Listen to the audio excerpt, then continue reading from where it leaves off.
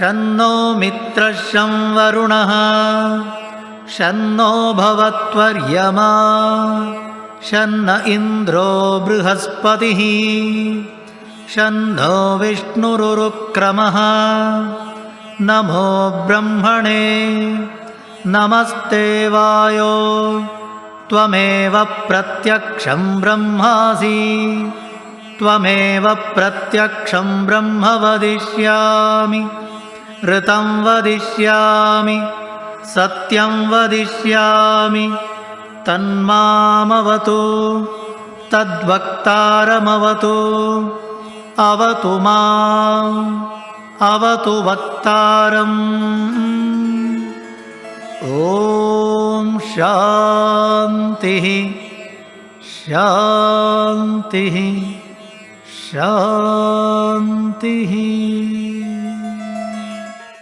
ॐ नमः श्री यतिराजाय विवेकानन्दसूरये सच्चित्सुखस्वरूपाय स्वामिने तापहारिणे। आज इस दीप प्रागट्य में उपस्थित होकर मुझे बहुत हर्ष की अनुभूति हो रही है।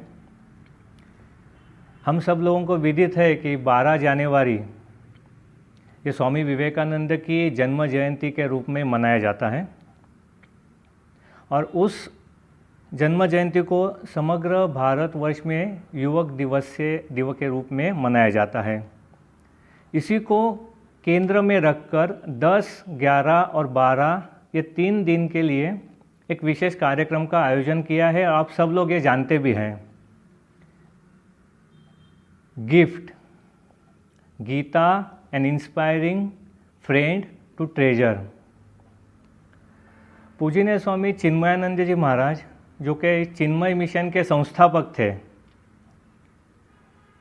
उनका एक प्रभाव कह सकते हैं या उनके एक जीवन का जो ध्येय था वो था वेद, उपनिषद और गीता में जो सनातन तत्व है, जो चिरंतन सत्य है, वो सर्वसाधारण लोगों के पास पहुंचाने का, जनमानस में उसको प्रचलित करने का। और उस एक ही हेतु से उन्होंने इस संस्था की स्थापना की थी। और आज 12 जनवरी को एक अनोखा कार्यक्रम का उसके उपलक्ष्य में आयोजन किया गया है। एक बाजू है गीता और दूसरे बाजू में है आज के हमारे नवयुवक। ये दोनों को जोड़ना है और गीता के उपदेश उनके जीवन में उतारना है। और ये भगीरथ कार्य हाथ में लिया है पूजनीय स्वामी स्वरूपानंद जी महाराज जो कि इस चिन्मय मिशन के ग्लोबल हेड है। और मैं आशा करता हूँ कि युवान इससे बहुत प्रेरित भी हो गए इस कार्यक्रम से। अक्सर ये देखने में आता है कि लोगों को जब पूछते हैं कि गीता के बारे में आपकी क्या धारणा है, खास तो युवा वर्ग के लिए, तो कहते हैं ना गीता तो बहुत अच्छी है। तो फिर और आगे जाने से बोलते हैं नहीं लेकिन वो हमारे लिए कैसे है। तो फिर हम कहते हैं भाई गीता है किसके लिए। तो वो कहते हैं नहीं गीता तो जिसकी लंबी लंबी दाढ़ी है, जिसमें गले में रुद्राक्ष की माला पहनी है या शरीर पर भस्म विभूति लगाई है, जो हिमालय में रहते हैं, गिरी कंदरों में रह रहे हैं, पहाड़ों में, गुफाओं में, उनके लिए। हम जैसे सामान्य लोगों के लिए गीता क्या है। तो ये जो हमारी गलत धारणा है ये हमको दूर करनी है। गीता एक संजीवनी शास्त्र है। गीता जीवन जीने की कला हमको सिखाती है। और ये 3 दिन हमको तो इसमें बहुत सारा लाभ मिलने वाला है। स्वामी विवेकानंद ने एक जगह पे कहा है, my faith is in younger generation, in modern generation, out of them will come my workers and they will solve the problem like Lions. मतलब उनका भरोसा युवा वर्ग के ऊपर था। युवकों के वैसे तो विवेकानंद आदर्श थे ही। एक जगह स्वामी जी कहते हैं, विवेकानंद महाराज कह रहे थे, a handful of men can throw the world off the hinges provided they are united in thoughts, words and deeds। वो क्या कह रहे हैं विवेकानंद? वो कहते हैं कि हैंडफुल ऑफ मैन, जत्थाबंद भीड़ वाले नहीं, तो इन्हें गिने चुनंदे मुट्ठी भर लोग समग्र विश्व में, पृथ्वी में परिवर्तन ला सकते हैं, बदलाव ला सकते हैं, लेकिन क्या चाहिए? तो काया, वाचा और मन से उनको एक होना है। और ये हमको गीता से सीखने को मिलेगा। एक बात जो गीता के बारे में खास हमारे युवकों को मुझे ऐसा लग रहा है कि उनका उसकी तरफ दृष्टिक्षेप करना चाहूँगा। गीता का जो उपदेश है भगवान श्री कृष्ण ने अर्जुन को किया था, वो आप सब लोग जानते हैं। लेकिन वो उपदेश कहाँ कोई पेड़ के नीचे बैठ के नहीं हुआ है, या कोई सुंदर सरोवर के किनारे में बैठ के जहाँ पुष्प खिले हुए हैं, मंद मंद सुगंध आ रहा है, सरोवर में कमल के फूल खिले हुए हैं, ऐसे वातावरण में भगवान श्री कृष्ण ने अर्जुन को ये उपदेश नहीं दिया है।